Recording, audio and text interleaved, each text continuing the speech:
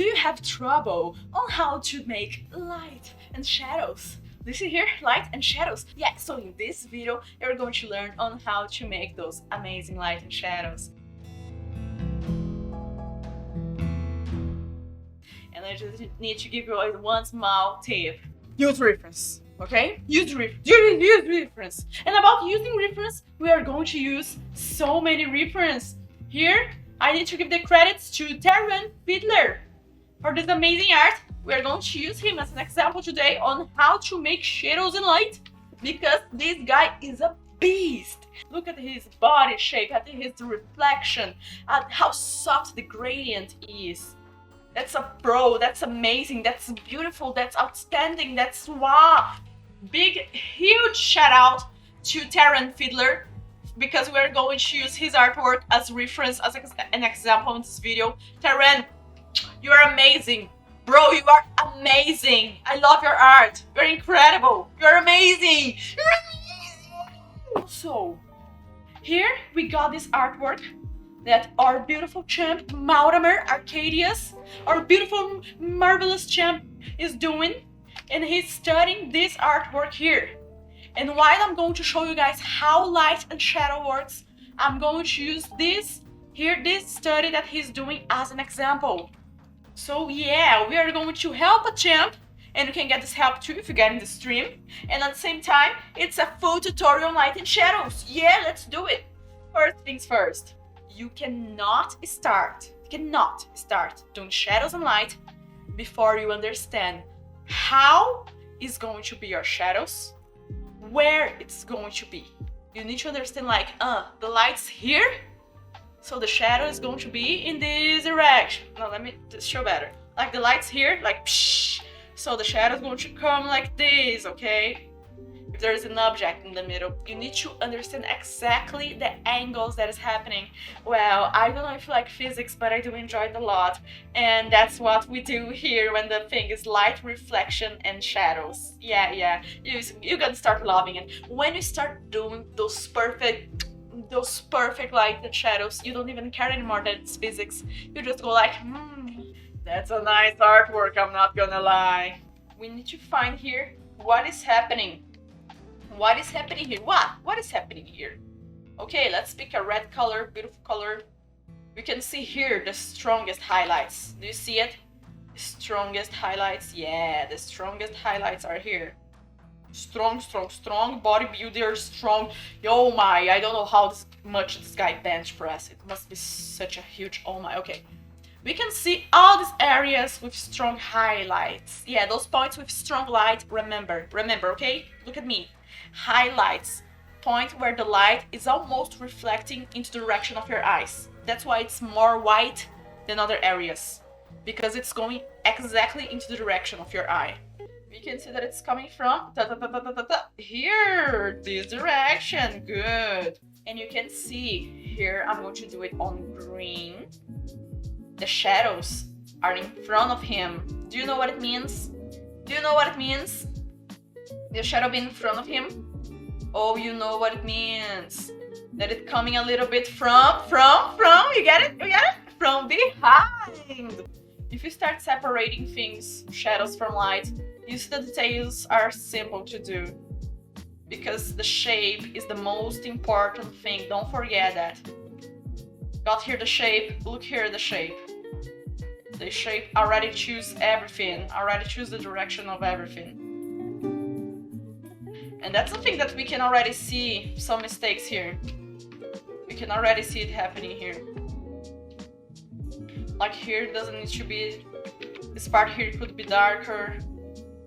You could see the line going a little bit stronger here, but in the bob here in the chest, does not need to be this darker again. If you just put a strong black in those certain places that I made green, if you just put a strong dark shadow here in those places, and you do the silhouette, right? You do the silhouette with patience, you're going to see that your artwork's almost done. That's so true. When you get the place of the shadow and light correctly, everything just goes so simple. Even if there is no details at all. And now I'm going to show you guys with blue. some reflection. Oh yeah, there is reflection happening here because the ambient light is going to reflect in the character. It cannot be a total dark color. Cannot be. You can see some reflection happening here. You can see that the middle is normally the place that it makes darker. Here, can you see it? The middle is darker, but the edges tend to be brighter. When you have a reflection, an ambient reflection in an artwork, and the difference of it when you're drawing black and white, it's that it's not going to be as strong as the main highlight, as the main light. It's going to be the shadow, but a little bit brighter, but not bright as the brighter parts, you know, the parts that are receiving direct light. It's not going to be. Here's a great example. Here could be darker. Here it could be darker. I see that he got well, that there is a reflection there. He saw it. There is a reflection there. But should it be a little bit darker? That's a great question for us to make. Should it be a little bit darker? So we don't get too confusing. Because our mind loves to just troll us. Our mind loves to go like, are you sure about that? No, it's that color. No, it's that color. No, it's that color. No, it's that color. And what we could get at the end is the focal point with light. I don't need to select it. You already know that it's everything that I didn't select it. Everything that I did not select it here. Yeah. So let's go and apply this in this one, shall we? I'm not going to zoom in. Right now, I'm just going to look from far away and pick those shapes that I showed you guys, okay? What I can do to understand better the reference that I may be using. This one. Just pick your color picker and start passing your color picker in the shadows and see the placement. Really, pay attention to the placement. Try to understand it like if the image was blurred, like where is the main shadows and where is the main highlights. Like you can see the highlights are mainly here, while the shadows are mainly here. Now you already know that if you're doing a place with shadow, you're going to mostly be here. And you're not going to crazy out of nowhere look like a shadow here. Because sometimes, without noticing, we do that. So yeah, just passing here and seeing the levels. Where's the color, if it's saturated or not. You can see the most strong and saturated ones are in places that got saturated, are places that got occlusion shadow, places that no light, no ambient light, no direct light can get into. Since I have observed it here, how it works, how the brighter parts are much different from the darker tones. We can go here and change how the shadows work. Let's pick here one random color in the middle of the shadow, one random color. Don't be like, no, I need to pick from the reflection. No, I need to pick like here from the dark. No, I need to pick here from the bright. Just close your eyes and pick here from the shadows, okay? Now, remember that area. You know that area that I showed. Focus in that area, okay? The thing that I most noticed that people do as a mistake, I did so much and I probably still do, is to not do a good gradient. What I mean by that, you can see here a strong whiter part. It's not wrong, there is a stronger whiter part here, grayish part, but there's a lot of darker grays here around. And we don't see much that passage, you know?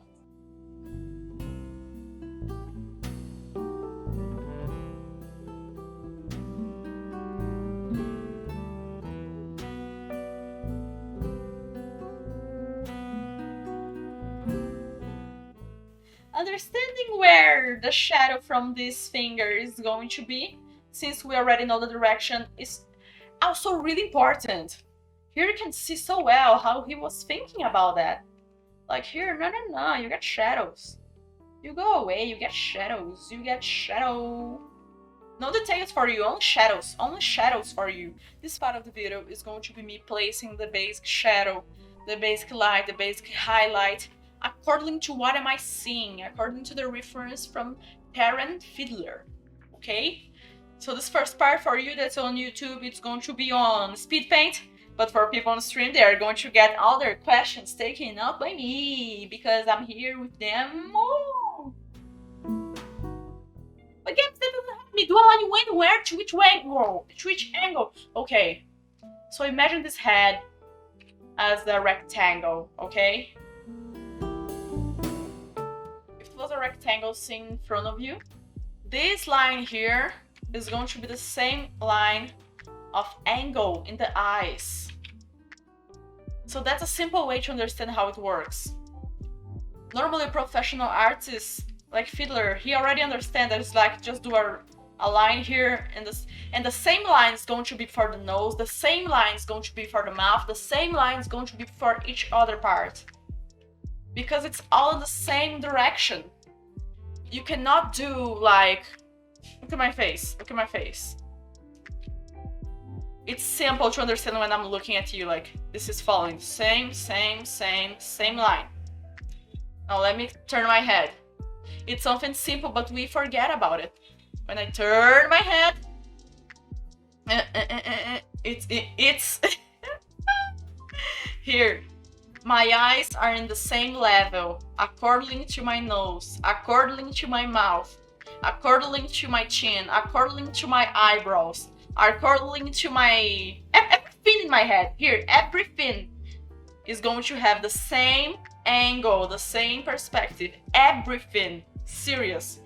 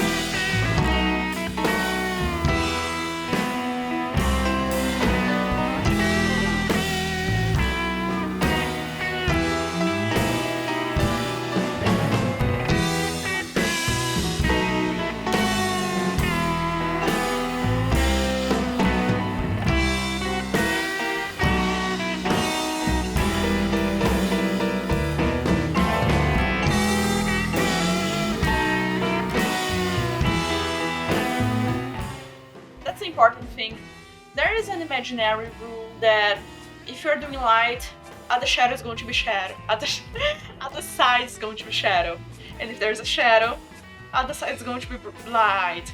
It's not always, but it helps you to get a better silhouette, okay? It helps you get a better silhouette.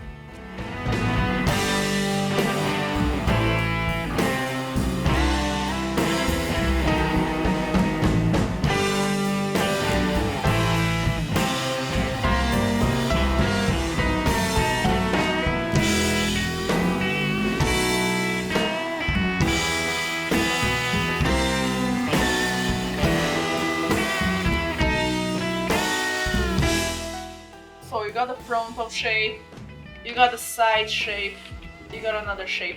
Each one of them is going to take a different amount of light, a different amount of shadows, a different amount of reflection. You need to remember that when it changes the direction, like there's my hand like this, and then I turn my hand. Let me show. If I have my hand like this, and then I turn my hand like this, it changes. You can see now this part here highlighted and now this part here with shadows and also reflection. But if I change like this, only this shape here gets highlighted and here you get all the shadows. Shapes. Try to think like Minecraft. It helps a lot.